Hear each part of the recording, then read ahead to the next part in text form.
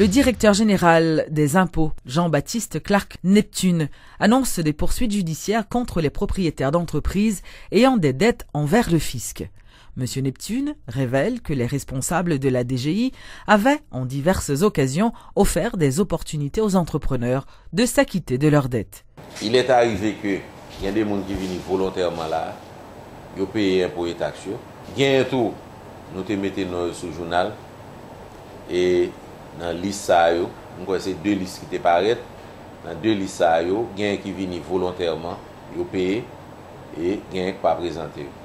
Maintenant, 3e liste qui m'a dit interdiction de départ là, qui pour moi dans ce cas est une mesure purement conservatoire pour montrer aux contribuables que l'administration est déterminée à poursuivre le recouvrement de ses créances par tous les moyens mis en son pouvoir par la loi. Et en ce qui concerne les gens, c'est des gens qui pas répondent aux sollicitations de l'administration fiscale. Donc, c'est une procédure qui est en marche.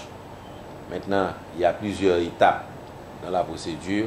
Si un propriétaire senti qu'on n'est que le pas doué, c'est très simple. L'on est venu avec toute quittance l'inamel parce que en cette matière, il y a une réversibilité de la charge de la preuve. Tant que dans la base de données DGI non portée comme impayé, l'administration a pour devoir de poursuivre le recouvrement de ses créances. Maintenant, vous qui savez en tant que contribuable, vous payez, eh bien, vous venez là, vous chita avec nous, et puis, 4G contre Mantikaba.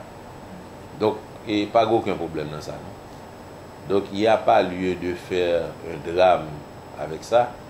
Et c'est très simple, vous êtes en règle, eh bien, vous venez, vous présentez à l'administration fiscale les créances acquittées et immédiatement on enlèvera votre nom sur la liste et le commissaire du gouvernement sera averti que vous êtes en règle, donc qu'il y a lieu de donner main levée de la mesure d'interdiction de départ qui vous frappe.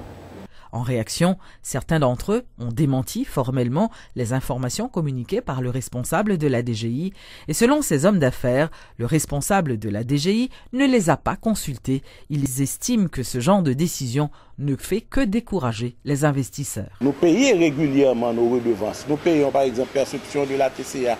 Nous payons tout ça.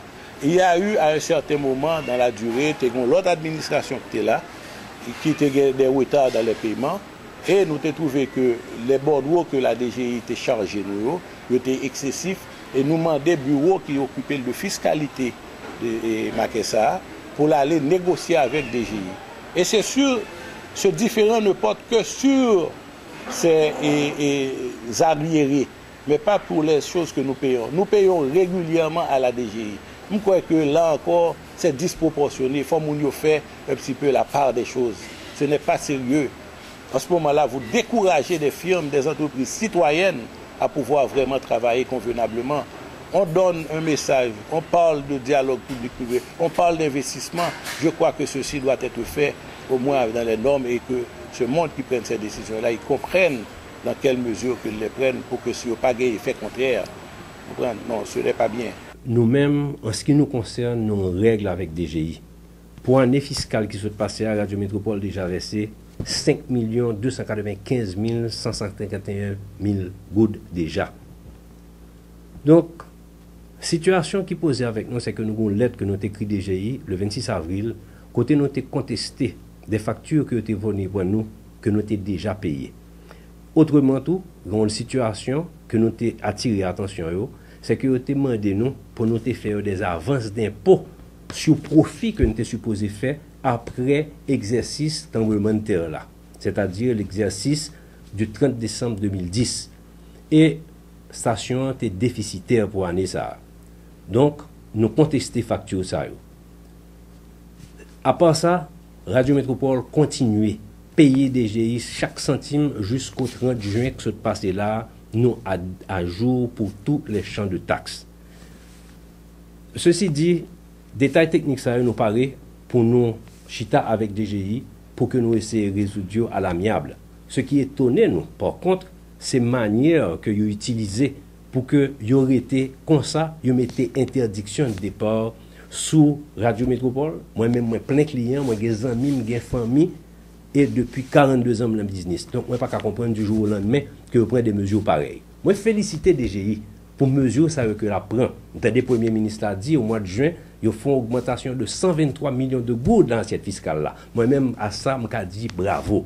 Mais il faut faire attention, pour pas capable de gérer toute bagaille par la manière forte, gon façon. Ou capable d'écrire au monde, ou capable de venir chiter avec au monde, ou capable de convoquer au monde, mais je trouve que mesure ça allait un petit peu trop fort, et surtout, il y a des partenaires naturels ou pas essayer de craser. Effectivement, nous avons des montants qui étaient accumulés depuis l'époque, c'était zone de non-droit, dans côté n'a pas évolué, c'est dans VAR que nous y est. Mais nous avons aussi une entente avec la DG, que nous avons un échéancier, enfin avec l'UGCF, que nous avons un échéancier, côté que nous faisons des versements mensuels, que nous pas sauter mois, et que pour nous essuyer d'être ça sur un nombre de mois. Nous avons commencé à faire versement mensuellement selon une entente que nous avons gagnée et que toute bagaille était correcte. D'ailleurs, le montant qui est publié là, le dernier versement que nous faisons pour le mois d'août, il faut passer là-dedans. Donc, il a fait diminuer et nous arrêter nous en pile versement pour nous finir avec lui. Et donc, certainement, nous ce n'est pas pour établir le montant d'être là ni quoi que ce soit, nous allons faire des marches pour nous connaître. Est-ce qu'il faut continuer et amortissement fait échéance que nous. Le fait est que ou pas qu'à dérober à responsabilité fiscale, il faut faire face à eux. Donc c'est pas une question de établir montant, c'est une question de comment on a continué et éliminer les montants ça. Et nous pensons que ce qui fait sous négociation, nous pensons déjà en négociation, mais là nous allons renégocier.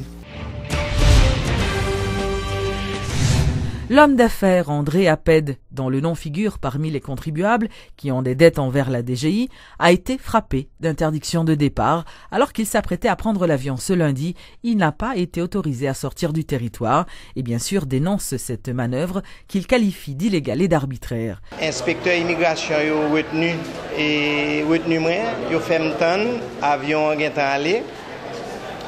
Et puis yo retenu passeport moi. Yo ban mon petit fiche, mes fiches là, mais yo retenu passeport moi, n'est-ce pas? Ça qui s'est passé a, il semblait étrangement à ça moins déjà subi dans d'autres circonstances, côté m'obligé faire 2 ans pas de capati pour d'autres raisons. Et m'a pral porter une interprétation sous peu, m'a essayé de comprendre et reconstituer les faits et m'a transmettre normalement à la presse. Mais c'est indignant pour un homme d'affaires qui travaille, qui respectait tête li, et que ça a passé comme ça. Le reste des informations, nous n'avons pas besoin d'inquiéter nous. Nous sommes famille qui respectent l'affaire à la lettre. Nous pourrons présenter ça pour nous présenter, mais l'interprétation, ça qui s'est passé, il doit être fait. Parce que dans aucun pays du monde, ça n'a pas fait comme ça. Le monde a besoin de faire investissement, et besoin de mener investissement, ce n'est pas comme ça que vous traitez les choses, même si tu as un malentendu, ce qui n'est pas le cas dans CAPAM. Et je pense pour tout le monde qui est concerné par ça qui s'est passé là, toute liste qui est mise, je pense que ce ne faut pas grave que l'exécutif l'a fait dans ça qui s'est passé là.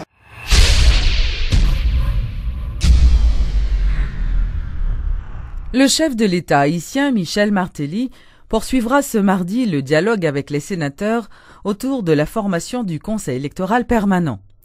À l'issue de la séance de vendredi dernier, le président Martelly avait salué la bonne foi des hommes d'État qui avaient participé à la rencontre.